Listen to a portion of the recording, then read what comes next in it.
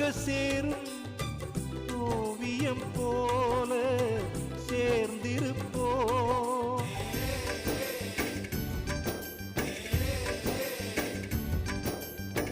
வரலாறு எல்லாம் நம் பேரை நாளை சொல்வதை போல வாழ்ந்திருப்போம்.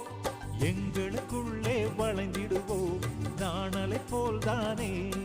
நம் ஒற்றுமை காத்திட நின்றிடுவோம் தூண்களை போல் நாமே. அடைமழையாக பெய்யும் சந்தோஷம்